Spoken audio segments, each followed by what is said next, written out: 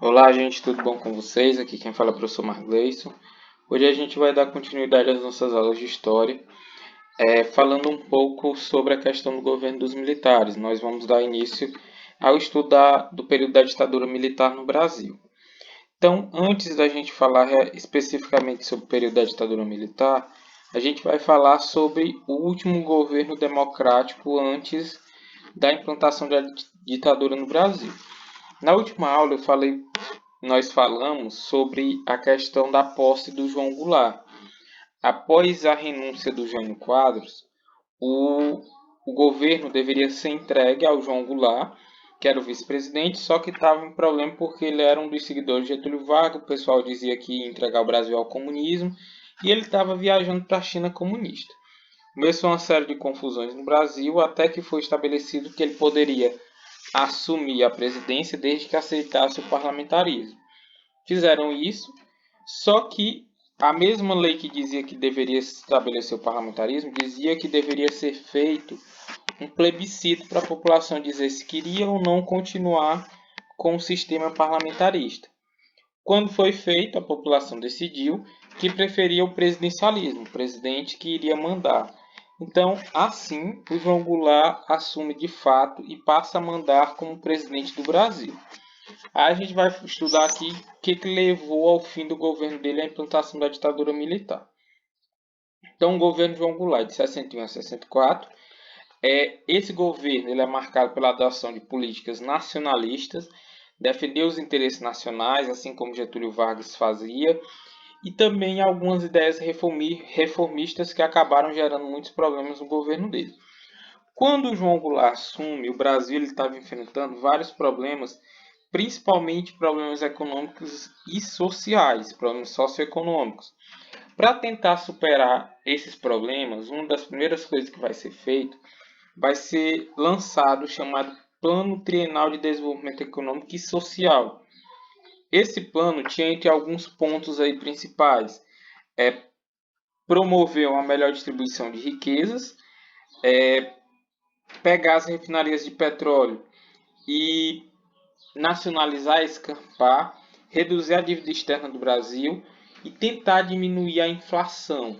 Esses eram os pontos principais. A inflação e o custo de vida elevado, baixo crescimento, falta de investimento, isso tudo marcava essa fase da história do Brasil. O período do governo de João Goulart também foi marcado pela questão das mobilizações sociais, grupos a favor e grupos contra o tipo de governo que ele queria. Então, os grupos defensores do governo João Goulart eram grupos mais associados à questão social, à luta da melhoria de condições de vida da população, principalmente a população mais carente. Então, a gente tem aqui do lado dele os estudantes, como a UNE e a JCU, os operários com a CGT, os camponeses com a criação das chamadas Ligas Camponesas, eram grupos que defendiam o João Goulart. Em oposição a esse movimento, surgiram os movimentos contrários, mais relacionados à defesa do tradicionalismo familiar, à questão da direita mais tradicional. Então, desse lado, a gente vai ter o Instituto Brasileiro de Ações Democráticas, o IBAD, e o Instituto de Pesquisa e Estudo Social, o IPES. Nesse período, era muito comum a propaganda política contra o governo. Principalmente, a gente volta lá à questão do radialista que tinha no Brasil, que foi muito presente, principalmente durante o governo de Getúlio Vargas, que era o Carlos Lacerda. O Carlos Lacerda ele utilizava muito os meios de comunicação para falar do governo, principalmente a política contra essa questão governamental. O João Goulart, seguindo sua diretriz mais voltada para a questão popular, ele vai, durante um comício que aconteceu no Rio de Janeiro, na Central do Brasil, um comício que reuniu mais de 300 mil pessoas. Durante esse comício, ele vai lançar a ideia, vai propor a ideia das chamadas reformas de base. Era uma série de reformas que ele propunha fazer para tentar melhorar o Brasil. Entre essas reformas de base, a gente tem, por exemplo, reforma agrária para distribuir terras, reforma urbana para socorrer os favelados, as pessoas que moravam em regiões mais afetadas pela pobreza, reforma educacional, com o aumento das escolas públicas, uma reforma eleitoral para dar direito aos analfabetos poderem votar, e uma reforma tributária para tentar corrigir as desigualdades entre ricos e pobres. Também nesse comício ele vai lançar a ideia da chamada Lei de Remessas de Lucros. É a velha ideia que o Getúlio Vargas tinha feito durante seu governo de propor que as empresas estrangeiras não enviassem para fora do Brasil o que eles ganhavam, não enviassem para o exterior aquilo que eles ganhavam no nosso território. Isso gerava muita insatisfação, principalmente dos mais ricos. Então, em reação a essas reformas, surgiram protestos contra o governo dele. Um dos que mais vai chamar a atenção é o governo da Marcha das Famílias com Deus para a Liberdade. Essa passeata foi organizada por senhoras católicas, autoridades civis, empresários, parte principalmente relacionados à classe média e classe rica da população brasileira. Isso já começou a agitação política do Brasil. Outro fator que o Brasil já estava envolto nesse período é uma grande confusão política, estava bem dividido.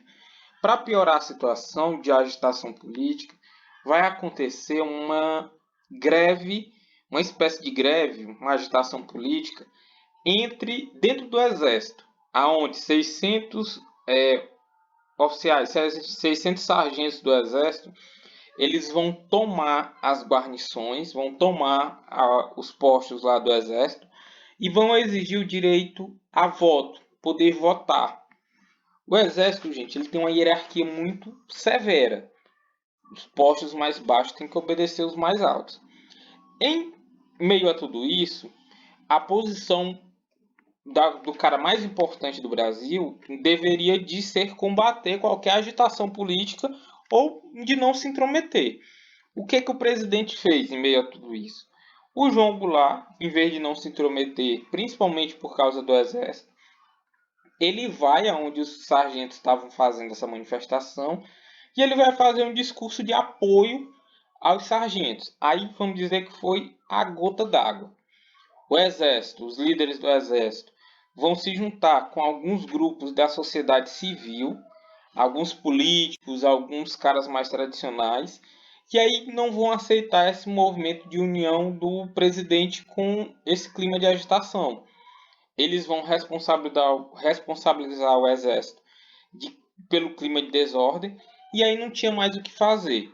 O Exército, os principais comandantes do Exército, vão organizar a tomada do poder. O João Goulart achava que ele tinha apoio ainda de alguma parte do Exército, só que quando a revolução começa, a tomada do poder o golpe, o nome que queiram chamar, quando começa, percebeu-se que o presidente não tinha força. Então, no dia 31 de março de 1964, explodiu a rebelião das Forças Armadas, lideradas pelas Forças Armadas e alguns governadores que tinham destaque no Brasil. Eles vão tomar o poder. Sem condições de reagir, o presidente João Goulart vai deixar Brasília e vai buscar exílio, ele vai se refugiar para o Uruguai. Tem início aí o período da ditadura militar do Brasil, período do governo dos militares, que é um dos períodos mais controversos da história do Brasil. Os militares ficaram no poder cerca de 20 anos. 20 anos é a ditadura de 64 a 85, onde sucederam 5 presidentes no poder. Após a queda do presidente João Goulart, após a tomada do poder, o poder foi entregue a Raniero Mazzilli, que era o presidente do Congresso Nacional. Só que, na verdade, ele não tinha direito de mandar. Quem mandava era o Exército. O governo dos militares foi marcado pelo autoritarismo.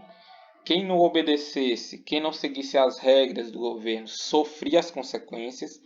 Essas consequências foram prisões, cancelamento de direitos políticos individuais, torturas, mortes, desaparecidos. Muita coisa aconteceu durante a ditadura militar. Foi marcado pela restrição dos direitos democráticos, não tinha direito a votar, não tinha direito de ir e vir, não tinha direito de escolher seus representantes. E também foi um governo marcado pela uma forma de governo que era utilizando os atos institucionais. não precisava criar leis pelos deputados, era o próprio governo que dizia o que tinha que acontecer. Então, no dia 9 de abril de 1964, foi decretado o primeiro ato institucional, que era a forma que o governo tinha de governar.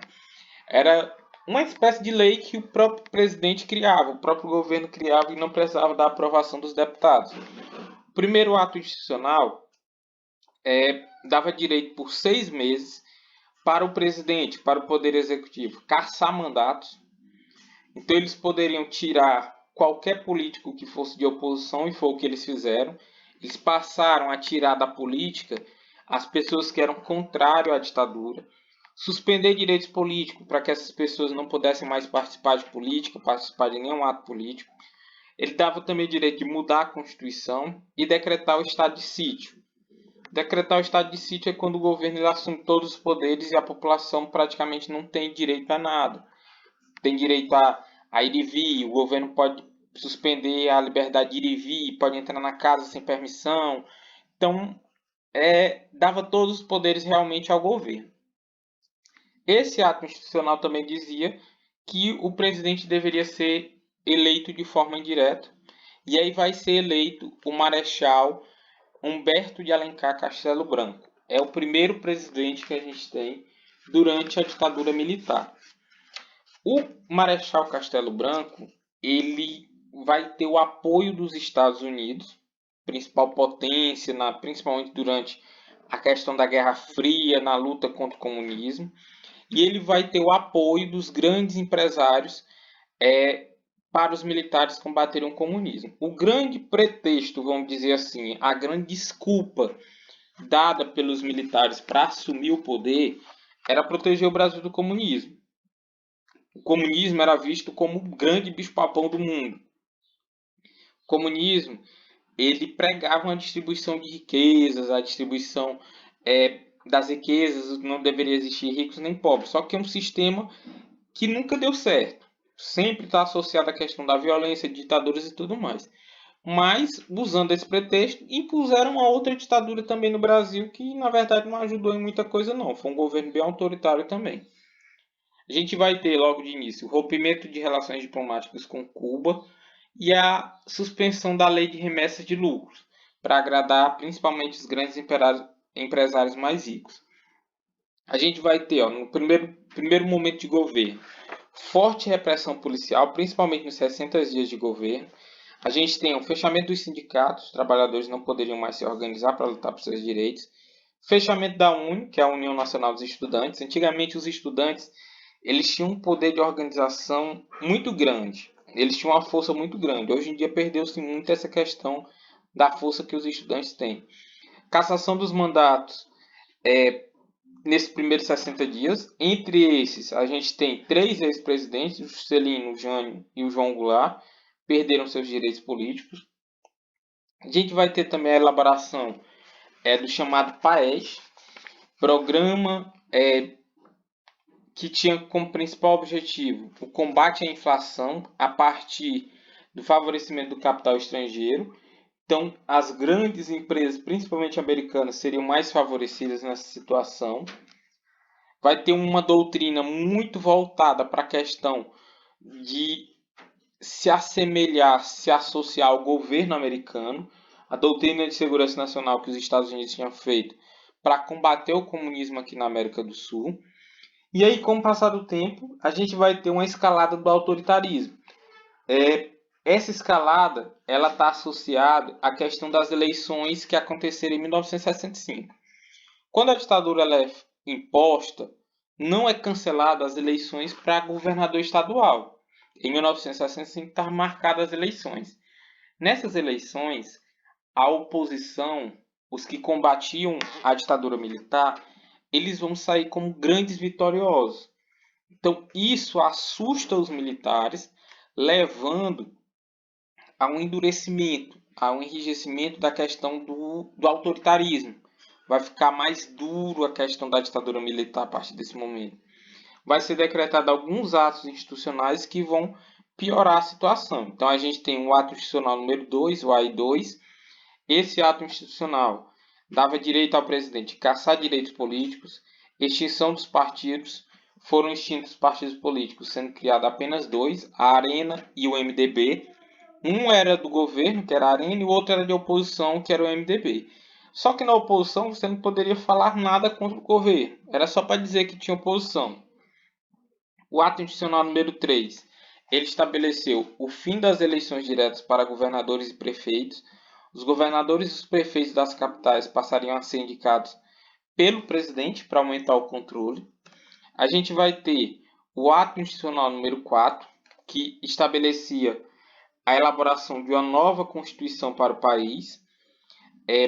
Essa Constituição, que vai ser a Constituição de 1967, ela vai ser estabelecida dando amplos poderes para o Poder Executivo, para o presidente poder mandar. Além disso, foi estabelecida a Lei de Segurança Nacional, que se tornou uma espécie de instrumento jurídico para combater os inimigos que eram considerados inimigos do governo. Eles davam direito a prender e julgar os inimigos de qualquer forma. Após o governo de Castelo Branco, vai ser eleito o novo presidente, Arthur da Costa e Silva, vai ser o segundo presidente da ditadura militar. Em protesto, o MDB, que era a oposição, que não podia fazer nada, quando foi feita a eleição, os deputados que escolhiam o presidente, a oposição, que não podia dizer nenhum ai, apenas se retirou da hora da votação e disse que não ia votar. E aí a gente vai ter o segundo presidente da história do Brasil, mas isso aí a gente vai deixar lá para a próxima aula. A gente vai começar a estudar o segundo presidente. Por hoje a gente encerra por aqui, espero que vocês tenham entendido. Qualquer dúvida que tenha ficado, é só entrar em contato que eu estou à disposição de vocês. A gente vai encerrando. Tchau, tchau, fiquem bem e até mais para vocês.